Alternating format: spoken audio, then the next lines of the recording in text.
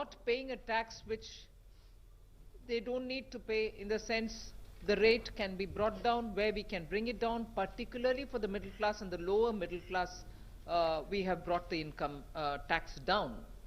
So if you go by the way in which we organized the corporate rate tax cut, in September when the corporate tax was reduced, even there the pattern was similarly adopted. Those who want those exemptions and other things can continue with the old.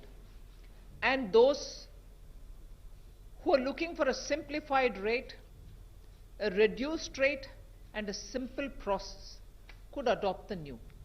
The same principle is in our minds when we designed this.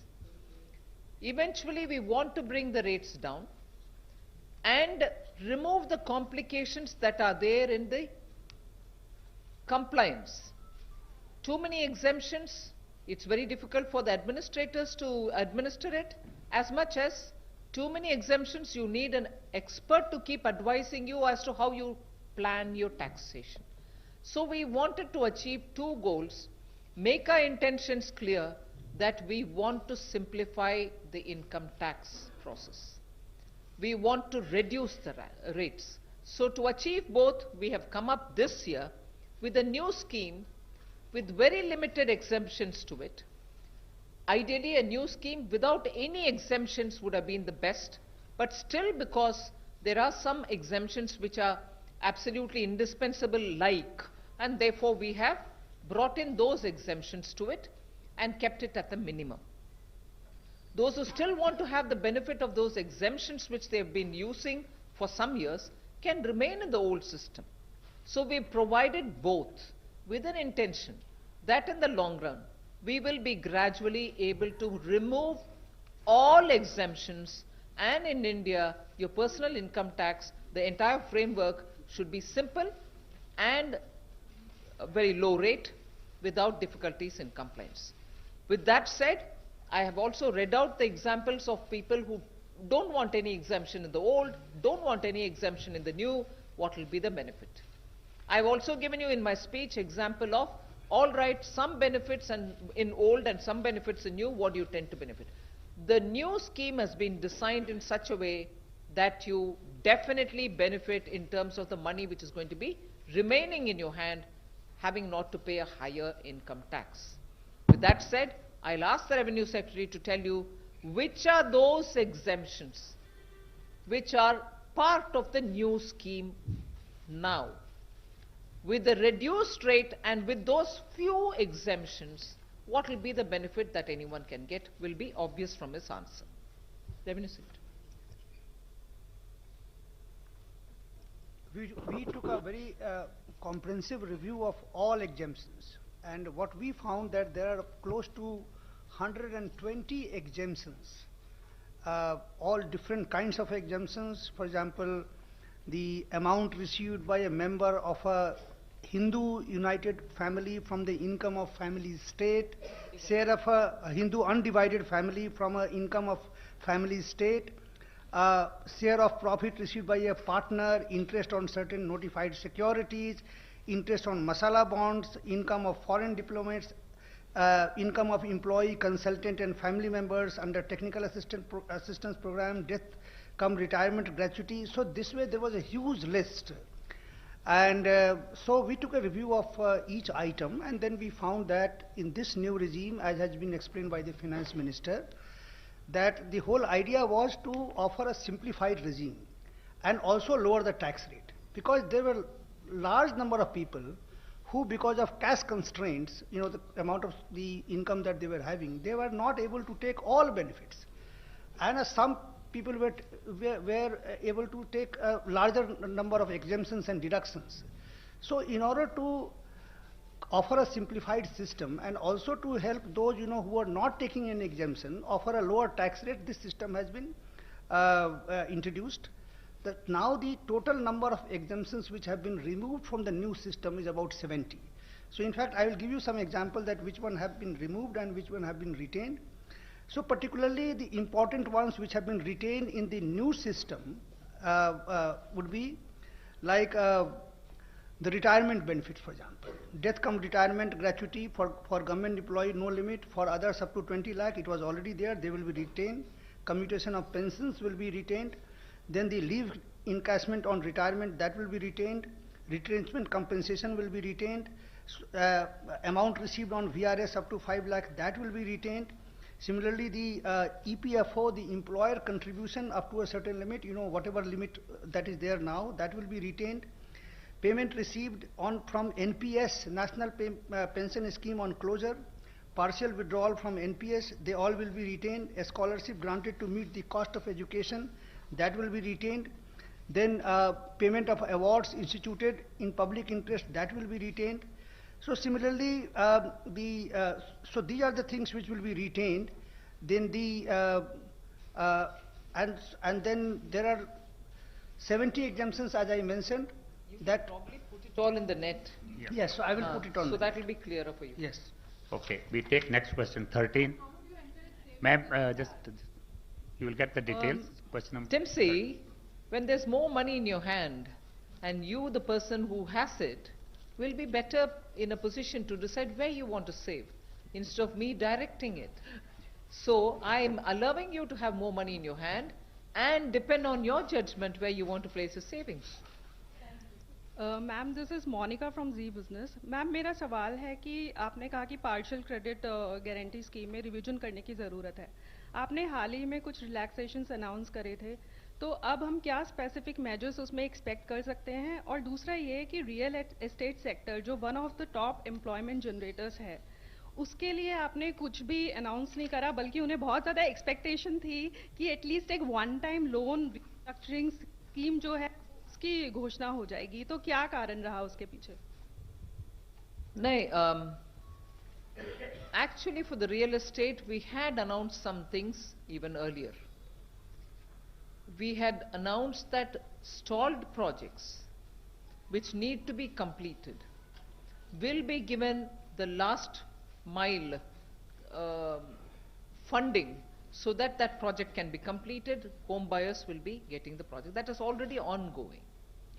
Now, in this also, we have extended the date by 1 year, so that if it's affordable housing, the exemption which the home buyer has is available for them, and the tax holiday for the real estate people, promoters, is also extended by 1 more year.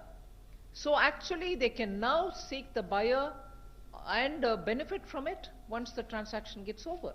So we've actually given something much more than what was announced even before the budget for the real estate sector. 29. Next question, That's 29. already ongoing. Na? Yeah, thanks. Good afternoon, ma'am. Sapna Das here from CNBC TV 18. You've also created a lot of buzz with your new divestment target of 2110 lakh crore estimated for FY21. Ma'am, you have clearly mentioned that, out of this amount, around 90 odd thousand crores is what you're looking at via sale of stake in public sector banks and financial institutions. Could you please explain that to us? And also IDBI, sir. So the target which has been specified, FM has already mentioned it during the budget speech. It is essentially to come from the listing of the LIC and also from the IDBI at this stage. Yes. Yeah.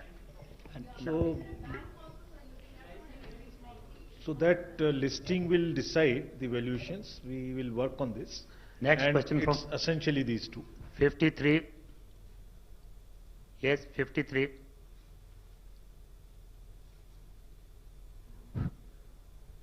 Sir, this is Mukesh Kaushik from Dainik Bhaskar. Ma'am, I want to have clarity on defense budget, how much this time has been allocated and what is the percentage increase, what is the capital budget for this, and what is the amount allocated to Indian Air Force, Army and Navy specifically? I think all these details will be provided in the documents. So if there is any clarification on that, you can. Otherwise, PIB press release is providing all the details and data about the different heads. We can take next question number from 8.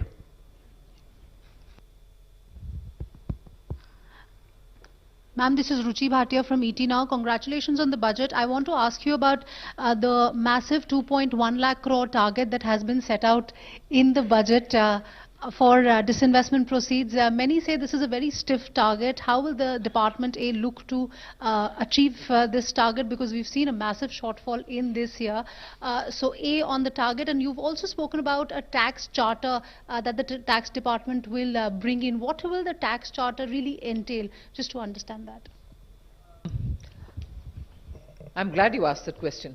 I was a bit worried that on a measure like a tax charter, and in spite of me mentioning it in 2 different places in my speech, not a person has asked me any question. I'm so glad you asked. That's a very major step. Other than us going around the country to tell tax administrators to ensure that face-to-face engagement with the taxpayers need not necessarily be there. To ensure that they are dealing with them more like wealth creators, and to make sure that they would approach them only to gather information.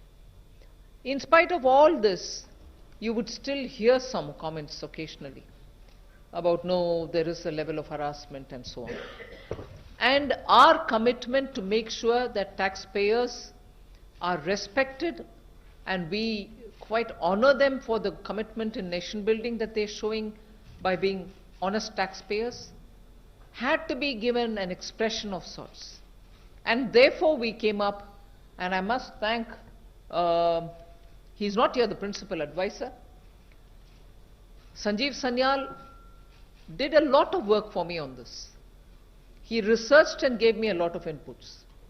If I'm right, there are only 3 countries in this world which have enshrined the rights of a taxpayer in their laws.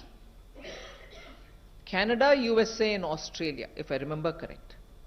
So when he, after quite a lot of inputs, came up with the taxpayer rights and a charter as a result, we, as usual in the ministry, discussed it in my morning meeting with the secretaries, and then we worked on it.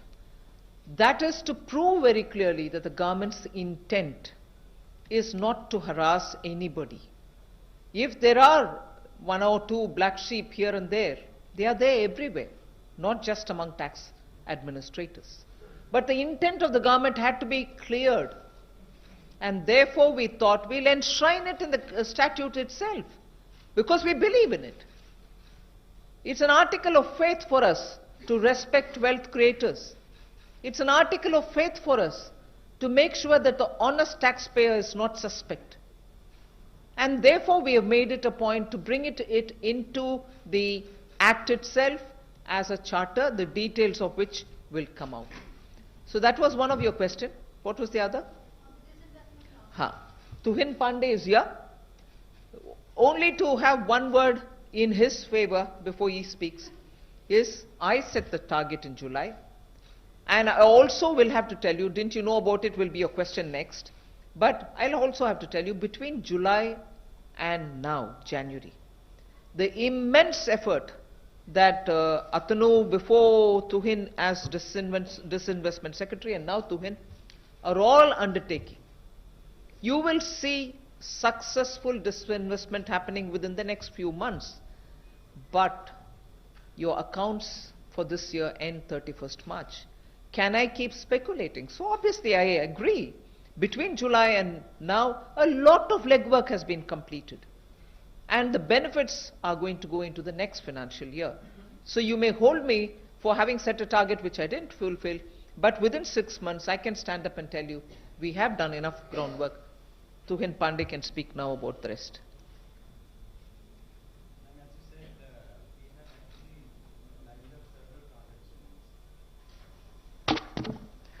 So I think 20th of November, government took decisions of some big ticket disinvestments. One is the BPCL, another is Concord, another is Shipping Corporation of India, and THTC and NIPCO. Some of them we are going to conclude this year, but some of the large ones are going to spill over to the next year, and the revenues, receipts are going to come in the next year. So the transactions are all lined up. As you know, the Air India expression of interest is already out, and very soon BPCL expression of interest it is just about ready. It will be out as well, and so on and so forth. So therefore, we are quite hopeful that we would be achieving the disinvestment target next year. And also for this year, whatever is there. As you know, we are a very successful ETF. Last 2 days, we raised 21,000 crore on the ETF, of which we are retaining 16,500 crore. 40. Sir, ma'am, this is Karunjit from ET. This is a question for the Revenue Secretary. Sir, there's a provision in the finance bill that Indians who are not paying taxes abroad, that Indians who are not paying taxes abroad will have to pay taxes in India. How will this work? Does this mean people working in Dubai and places like that which have zero taxation will have to pay taxes on their global income in India? We have made changes in the finance we have proposed changes in the Income Tax Act, where if an Indian citizen, if he stays out of country for more than 182 days, he becomes non-resident. So we have made some changes there. So now, in order to become non-resident, he has to stay out of the country for 240 days. That is one. And secondly, we have also provided that in many cases we have found that some people are resident of no country in the world. They may be staying a certain number of days in different parts of the country. So what we have said is that if any Indian citizen, if he is not a resident of any country in the world, then he will be deemed to be resident in India, and then his worldwide income will be taxed. Number 12. Hi ma'am, congratulations on an amazing budget speech. This is Meghna Mittal from Newsrise. I wanted to ask you regarding the fiscal deficit relaxation that we have announced for the current year, 3.8 and 3.5 for the next year. I wanted to understand, will it be possible from 3.8 to directly achieve the 3.5% fiscal deficit target? And secondly, I wanted to understand from the LIC IPO, what could be the likely quantum that we could look at and the time frame? On the LIC time frame and also the IPO details, I'll have Secretary talk about it. But on the fiscal deficit, we had announced during the BE July 3.3. But subsequent to that, because of the challenges that we faced towards wanting to put more money in the hands of people, to improve on consumption demand, to improve on investments which have to be from the public happening, because the private investment was happening but not at the pace in which it would have helped the whole process, but the public expenditure had to be kept up. And equally, because of various reasons, some natural disaster related, some because of the compliance difficulties in the process, some others unexplained, GST collection coming down. So on the one hand, your revenue generation could not be pressed further. On the other, there was a very clear demand on public spending. So when it was so obvious that I had to go spending, and you know the various attempts we made to release money from the government expenditure be carried out, and make sure that no pending amounts are lying anywhere, and so on. So with both opposite sides being so strongly laid out, it was only obvious that without violating the FRBM, I had to seek that escape clause. And therefore 0.5% forbearance was something which I had to invoke. And therefore 3.8 this year. And the question that you're asking about, why is it 3.5 next year, are you sure you'll be able to come down to that level, is because if you were to look at the way in which revenue generation is improving now, in the last 3 months itself, the GST collection has crossed 1 lakh crore. And I guess the coming months, And also equally with it, the reduction because of corporate rate cut, corporate tax which was reduced, and therefore the income foregone there. Both accentuated the problem in terms of revenue generation. I hope the corporate rate tax, the tax cut and the benefit derived by new companies will all come to play in the coming months. I guess therefore there will be an improvement in collection. So improvement in GST collection as we are seeing it now, and even better in the future months. Improvement because of the corporate tax cut and the incentive which is coming because of that. I guess revenue generation improvement will give me that little comfort so that I can come down from 3.8 to 3.5 next year, with the disinvestment also showing clear signs of improvement. 27.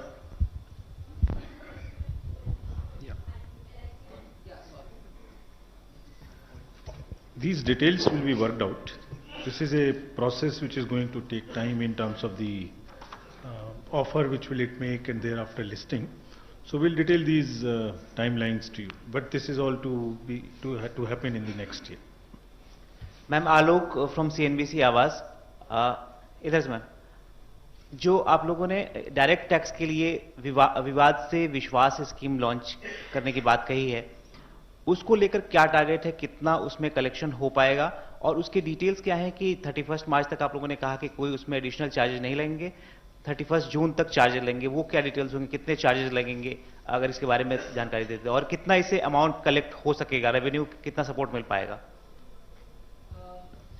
Revenue secretary इसका details देंगे, फिर भी इसके पीछे हमारी नियत ये था कि इनडायरेक्ट टैक्स में भी सबका विश्वास के द्वारा हमने पेंडिंग लिटिगेशन को सॉल्व की, और उसका रिस्पॉन्स आपने देखा, that most of them decided to join in the scheme and close the cases which have been pending. On the very same principle अभी डायरेक्ट टैक्स में भी कर रहे हैं. 31 के अंदर ही करो तो सिर्फ डिस्प्यूटेड टैक्स अमाउंट पे करो, कुछ पेनल्टी नहीं है, कुछ टैक्स भी, इंटरेस्ट भी आप पे करने का आवश्यकता नहीं होगा.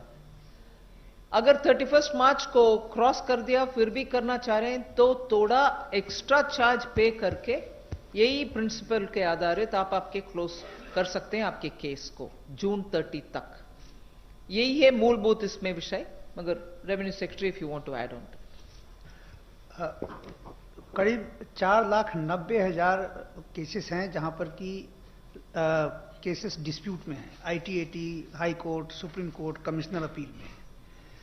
सभी को यह सुविधा दी गई है कि 31 मार्च के पहले अगर इसका फायदा उठाएं तो किस डिस्प्यूट में जहां पर कुछ टैक्स डिस्प्यूट में होता है, उस पर इंटरेस्ट है, पेनल्टी है, वो सब माफ हो जाएगा, सिर्फ उनको टैक्स देना पड़ेगा. अगर 31 मार्च के बाद लेंगे तो उनको 10% और टैक्स देना पड़ेगा. लेकिन बहुत सारे केसेस ऐसे हैं जिसमें कि टैक्स डिस्प्यूट में नहीं है लेकिन इंटरेस्ट और पेनल्टी का सवाल होता है. उस केस में भी हमने कहा है कि जिसमें सिर्फ इंटरेस्ट और पेनल्टी आ रहा है उसमें सिर्फ वो 25% भर दे अगर 31 मार्च के पहले, तो उसका पूरा केस खत्म हो सकता है. अगर वो 31 मार्च के बाद करता है तो 25% के बदले में 30% देना पड़ेगा. 113. I'm Nikunj Johri from Bloomberg Quint. Vishwas scheme, I'd like to ask you a question on that. This has been designed to the previous scheme for indirect taxes. Although the collections from that scheme were better, there were only small taxpayers who actually availed the scheme. So how would this scheme be attractive for even large taxpayers who generally owe larger tax dues to the government? And also, ma'am, there's not been any allocation for recapitalization sector banks this year. And most of the mergers that were announced last year would take place now. So what happens, what's your recapitalization plan for the next year? I'll answer that second bit first and then ask the Revenue Secretary to talk on the Vivad Se Vishwas. I have very clearly said about the mergers. I'll ask also the Secretary Banking to speak about it.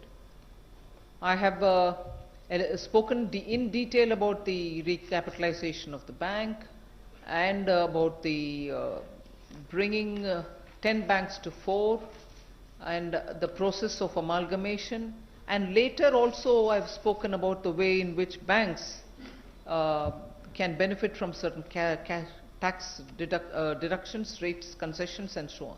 All in this context of banks having been amalgamated. I have not said I won't give any money for recapitalization. Just as you're saying you've not given any numbers for recapitalization, I've also not said no, I will not give. Which means, as and when there is a need, we'll certainly consider that. As Madam said that this will be assessed during the year, but at the same time, out of the merger, if we look at the Bank of Baroda, already there are signs of huge expenditure, rationalization and efficiency gains out there. The synergy which has been identified for annual saving is close to 1900 crores, and the realizable target for this year itself is around 500 crores. So these are the kind of efficiency gains which are coming, and therefore these banks will also go through this process in terms of whole lot of expenditure optimization and efficiencies. You have seen the SBI results yesterday. I mean, this is a record operating profit which you have seen. So all these banks, having done all the NPAs reduction, PCR coverage at high time, recoveries, are in a position that they can also go to the market to take care of their own capital needs. 25.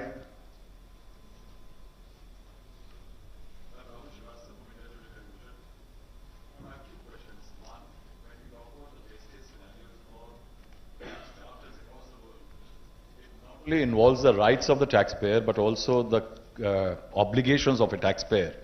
So what has the government decided as far as the obligations are concerned, because compliance to taxes is a problem and Mr. Pandey others have been working at it. The second question is although you have said that a list will be given later about what exemptions to taxation still there, but I wanted to know a lot of tax was saved by people by making donations to charitable trusts. For example, tomorrow there is a mandir and people want to donate to that. What will happen? Will that exemption continue? In the new system, any donation made to a charitable trust will not be allowed as a deduction. However, if someone wants to make deductions to the charitable trust and claim exemption, he can be in the old regime, number one. So far as the charitable institution is concerned, they will continue to enjoy the exemptions as permissible under the Income Tax Act. You see, the obligation of the taxpayer has already been specified in the concerned tax laws. If it is an Income Tax Act, Income Tax Act provides that by such and such date the returns have to be filed, then so much tax has to be paid. So those obligations are already there so far as the taxpayers are concerned. What we have done now is that we have, through this charter, we are going to provide that what obligations the tax administration will have towards the taxpayer. Number 9. Ma'am, Ujjwal Narayan from Newsrise. This side. Ujjwal Narayan from Newsrise. My question is about food subsidy. Looking at the budget documents, we see a huge cut in food subsidy. It was earlier in B, it was 1,84,000 crores, which has been now reduced to 1,08,688 crores. So, in the next financial year B also, it is 1,15,000 crore. So, what is the new arrangement from where this spending, food subsidy spending had been reduced, or from any other heads you are utilizing the funds or diverting? My another question is about PM Kisan, because in B you have put an estimate of 75,000 crore, which has been reduced to 54,000 crore. So what is the reason behind unutilization of the stated estimate, the estimates in this head, sir? Regarding the food subsidy, the balance between what you find in the budget estimate and what has been estimated as a liability, you will find in a separate statement which the minister referred to in her speech. He said we have annexed a statement on other resources that are being used to fund costs, and that you would find in Annexure 5 to the budget speech. So this is being provided as credit to the Food Corporation of India from the National Small Savings Fund. The principal as well as the interest will be serviced by the Government of India. So the funds are provided, they are provided for separately, you will find it in Annexure 5. And as regards PM Kisan, the scheme was announced with an expected number of farmers. In actual practice, in the rollout of the scheme, this year being the first year of the scheme, the estimation was done on a particular basis. The actual number has worked out to be a little less. Therefore, the revised estimates reflect what is expected to be incurred this year. But next year's provisions are fully provided for the larger number. That is expected, yes. Number 10. Priscilla from The Hindu, ma'am. Looking at given that this is a time of distress in the rural economy and especially a consumer slowdown, consumer demand slowdown in the rural economy, what is the rationale behind reducing your allocation for rural development? And especially when you look at the Narega scheme, which has had a lot of demand this year, your budget estimate, your allocation is only 61,500 in comparison to 71,000, which was last year's revised. You've actually cut it by 9,500. What's the rationale behind that? And my other question is about LIC. Would the LIC listing require an amendment to insurance laws?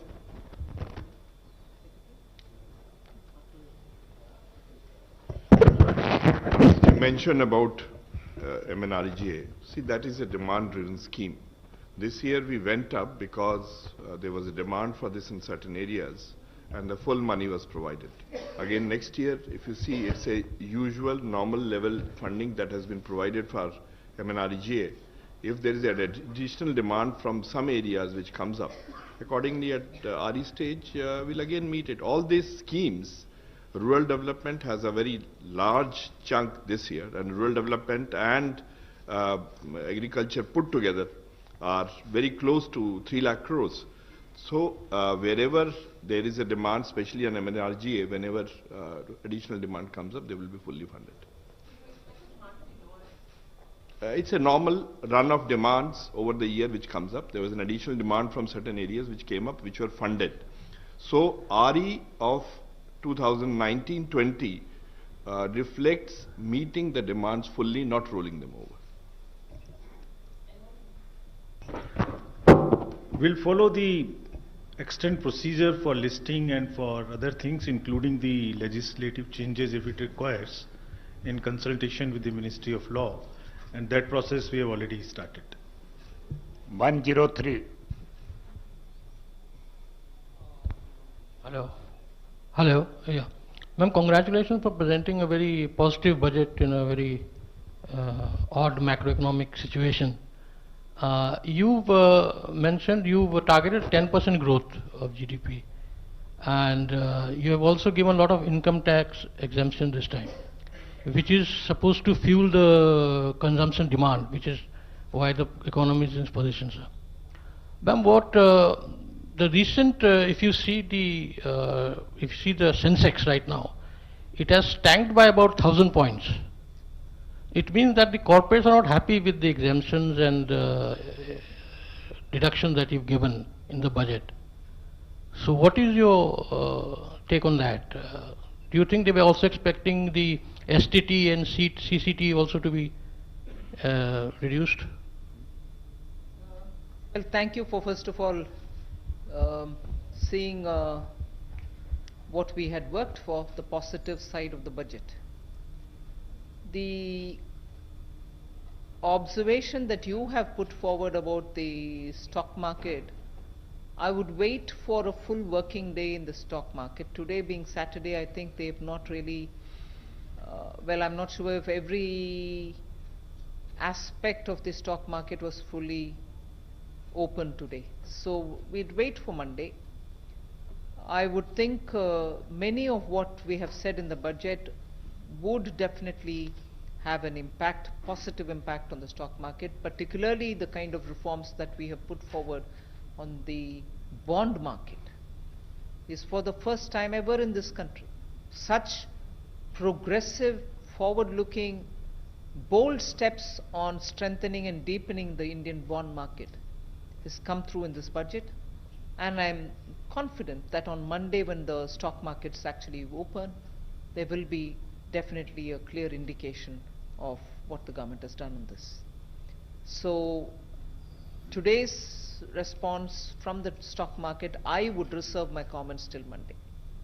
Unless any of the secretaries want to say no, anything more? 57. मैं आनंद हूं India TV से। यहां सब आपको बधाई दे रहे हैं budget के लिए, लेकिन विपक्ष को आपका बजट जो है पसंद नहीं आया है। राहुल गांधी ने कहा कि इतिहास का सबसे लंबा बजट भाषण था, लेकिन ये खोखला था और इसमें युवाओं को रोजगार कैसे मिले इसका कोई रास्ता नहीं दिखाता है ये budget.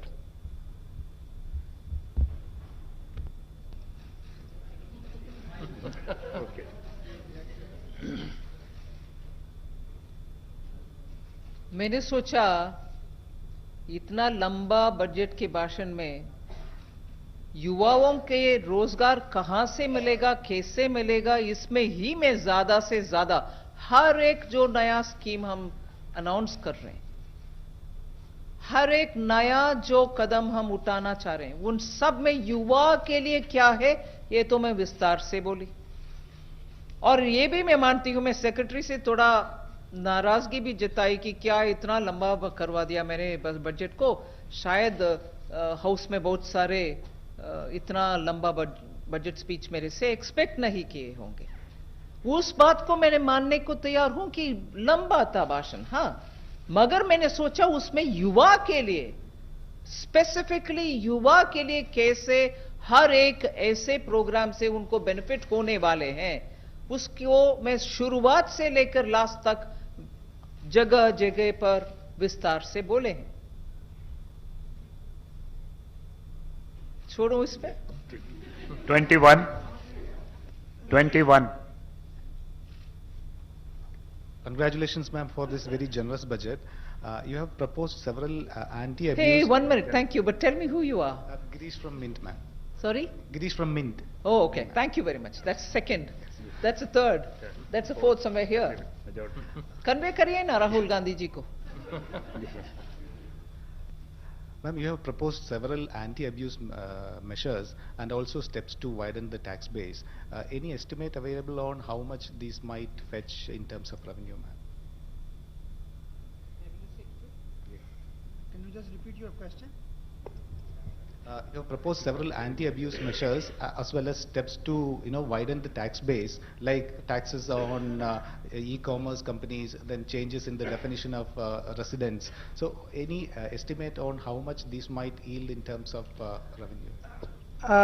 In this budget, we have taken several anti-abuse measures. One we just now mentioned about the changing the definition of non-resident and also making Indian citizen resident. Similarly, we have incorporated certain TDS provisions. For example, on the e-commerce companies, if some sales are made, then the TDS will have to be collected. Similarly, in a business having turnover more than 10 crores of rupees, and if he makes a purchase from a single party exceeding 50 lakhs, then the TDS of 0.1% will be imposed. So these are some of the measures. The details are given in the finance bill and also in the budget document here. So these are some of the measures where certain anti-abuse and also those will be addressed, and also it will help us widening the tax net. 150. Everybody, this is Prerna from Fortune India. Ma'am, despite a very meticulously drafted budget, there was nothing in specific for the auto industry, which is the worst hit right now. Cuts or scrappage policy or other incentives. So is that not a priority right now, or you have like other plans that you would want to pull out eventually? Thanks.